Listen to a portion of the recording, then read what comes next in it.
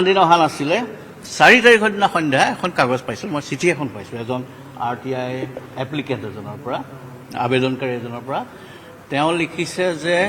আপোনাৰ তেওঁ প্ৰায় কৰি থাকে RTI আৰু অকমান সুস্থ মগজুৰ মানুহ যেন লাগে মোৰ বোধ হয় তেওঁ লিখিছে যে আপুনি স্বচ্ছতাৰে কঠোৰকৈ বেয়া মানুহখিনিৰ বিৰুদ্ধে কাম কৰিছে বা পাব্লিক অথৰিটিজ সকলৰ আপুনি যি কঠোৰ নিৰ্দেশনাৰে স্বচ্ছতা আনয়নত সহায় কৰিছে আমি বহুত কৃতজ্ঞ আপোনাৰ ওপৰত আমাৰ পুৰা বিশ্বাস আছে যাই কি নহওক এখন আমি নতুনকৈ RTI কৰিছোঁ কেইবাটাও ডিপাৰ্টমেণ্টৰ বিষয়ে যাৰ পৰা শ্যামকানু মহন্তকে ধৰি কেইবাটাও নাম কৈছে বাকী কেইবাটাও বেলেগ বেলেগ অনুষ্ঠানৰ কথাও কৈছে তেওঁলোকে যিখিনি বিত্তীয় সাহায্য অসম চৰকাৰৰ পৰা পাইছে তাৰ বিষয়ে আমি এটা RTI কৰিছোঁ আৰু আপুনি যেনেকৈ অন্যবোৰ ক্ষেত্ৰত ইমান নিৰপেক্ষভাৱে কাম কৰি আছে এই ক্ষেত্ৰতো আপুনি তেনেধৰণেই কাম কৰিব বুলি আমি আশা কৰিছোঁ আৰু ইত্যাদি ইত্যাদি তেনেকৈ লিখিছে তেতিয়া সেইটো 4 তাৰিখে সন্ধ্যা পাইছোঁ সেইখন চিঠি লগে লগে 5 তাৰিখে মই মাননীয় মহামহিম ৰাজ্যপাল কাৰণ মই ৰাজ্যপালৰ অধীনত কাম কৰোঁ এই তথ্য আয়ুক্তই মহামহিম ৰাজ্যপালৰ অধীনত কাম কৰে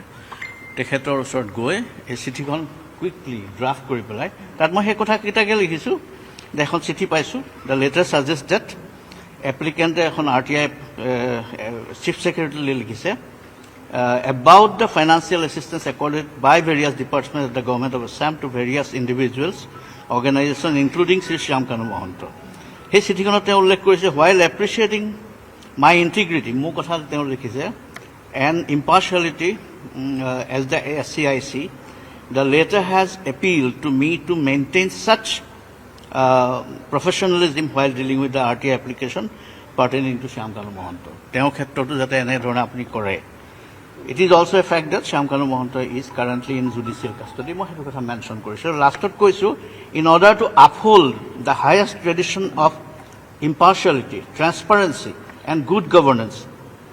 exhibited in the RTI Act and the Constitution of India, I consider it to be in the fitness of things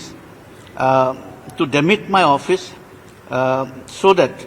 no doubts or inferences may be cast in the administration of justice pertaining to the instant RTI petition. যাতে কোনো সন্দেহ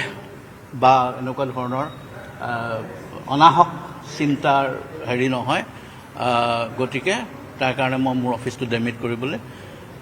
বিচাৰিছোঁ আৰু accordingly মই resignation দিছোঁ মই ইস্তফা দিছোঁ এই কথাষাৰ ৰাতি মই মাননীয় মুখ্যমন্ত্ৰী ডাঙৰীয়াৰ হেৰিয়ক জনাইছোঁ ইয়াৰ আগতেও যেতিয়া মই মোৰ অফিচৰ মানুহখিনিক কৈছিলোঁ তেতিয়া মই মাননীয় মুখ্যমন্ত্ৰী ডাঙৰীয়াৰ প্ৰিন্সিপাল ছেক্ৰেটাৰীকো কৈছিলোঁ যে এনেকুৱা ধৰণৰ RTI আহিলে মই কিন্তু এটা সিদ্ধান্ত ল'ম চাকৰি কৰা নকৰাৰ বিষয়ে সেইবুলি আগতেও মই তেখেতলোকক কৈছোঁ তেখেতলোকে মোক উত্তৰো দিছিলে হ'ব বাৰু আপোনাক আমি সন্মান কৰিম কথাটো সিমানেই গতিকে অসমৰ ৰাইজলৈ মই শ্ৰদ্ধা সেৱা জনাইছোঁ কৃতজ্ঞতা জনাইছোঁ আৰু বিশেষকৈ পাব্লিক অথৰিটিজবিলাকে মোৰ সময়ত যথেষ্টখিনি ৰেছপণ্ড কৰিছে আৰু মই ভাবোঁ এতিয়া মোৰ দিনতে CIC কনফাৰেঞ্চ পাতিলোঁ অনলাইনে RTI ব্যৱস্থা কৰিলোঁ ঘৰত বহি পেলাই এতিয়া RTI কৰিব পাৰে আৰু লগতে যিখিনি RTI নামত দুৰ্নীতি কৰিছে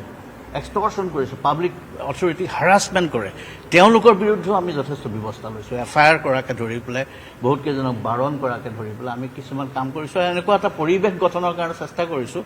যাতে অফিচবোৰত গৈ আন্দোলন কৰিবলগীয়া নহয় ঘেৰাও চেৰাও কৰিবলগীয়া নহয় RTI এটা বৰ পটেণ্ট ৱেপন এটা বৰ ডাঙৰ অস্ত্ৰ সেই পাত বিশেষকৈ গণতন্ত্ৰৰ প্ৰকৃত ৰূপায়ণৰ কাৰণে গণতান্ত্ৰিক অধিকাৰখিনি চিটিজেন্সৰ কাৰণে এইটো এটা বৰ বাহুপাত এটা অস্ত্ৰ আৰু মই মন কৰিছোঁ অসম চৰকাৰে বৰ্তমান অসম চৰকাৰে এই ক্ষেত্ৰত প্ৰকৃতাৰ্থত যথেষ্ট ভাল ব্যৱস্থা লৈছে আৰু আমাক কেতিয়াও আহুকাল দিয়া নাই আমাক বৰঞ্চ উৎসাহ জনাইছে এতিয়া বহুতে আমালৈ চিঠি লিখি থেংক ইউ জনাইছে বহুত ক্ষেত্ৰত দুৰ্নীতি কমিছে বা স্বচ্ছতাৰ আনয়নৰ ক্ষেত্ৰত আমাৰ অৰ্ডাৰৰ কাৰণে বহুতো উপকৃত হৈছে গতিকে মই সকলোলৈকে ধন্যবাদ জনাইছোঁ আৰু কেতিয়াবা কঠোৰ হৈছোঁ কেতিয়াবা খং কৰিবলগীয়া হয় গতিকে বহুতে বেয়াও পাব পাৰে তেখেতলোককো কৈছোঁ যাতে বেয়া চেয়া পাই নাথাকিব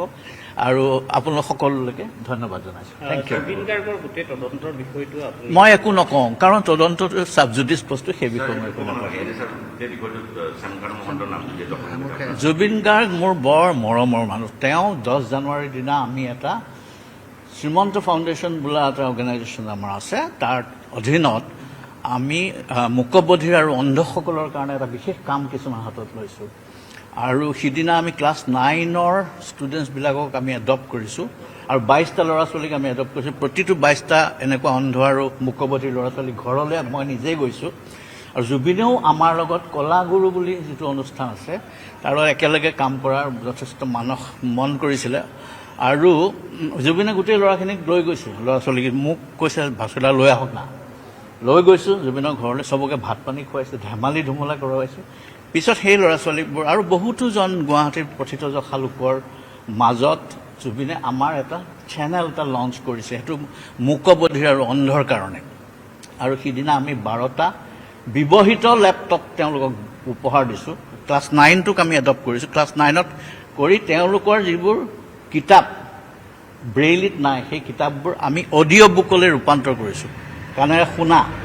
তেওঁলোকে সেই কিতাপবোৰ শুনি শুনি পঢ়িব পাৰিব গতিকে সেই লেপটপ ডিষ্ট্ৰিবিউশ্যন কৰিছোঁ সেইবোৰতো জুবিনে যথেষ্ট আমাক সহায় কৰিছে গতিকে এইবোৰ কামত আমি আগবাঢ়ি আহিছোঁ আৰু জুবিনৰ যি বিশ্বদৰ্শন বিশ্ববীক্ষণ মানুহক সহায় কৰাৰ সেইখিনি ক্ষেত্ৰত আগবঢ়াই নিবলৈ আমাৰ শ্ৰীমন্ত ফাউণ্ডেশ্যন বদ্ধপৰিকৰ আমি আগবাঢ়ি যাম আৰু ইয়াত তদন্ত প্ৰক্ৰিয়া কি হৈছে কি নাই হোৱা এইটো লৈ পেলাই মোৰ কোনো ক'বলগীয়া নাই এই বিষয়ে এইটো এটা স্বাধীন প্ৰক্ৰিয়া এইটো নিজে চলি থাকিব থেংক ইউ নমস্কাৰ ইয়াত চৰি আমাৰ বিশেষ ছিষ্টেম নাই এতিয়া মানে হিয়াৰিং আছে লগালগে হিয়াৰিং থেংক ইউ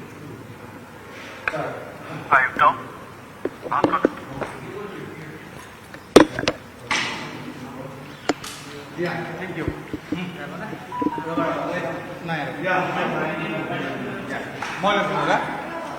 More.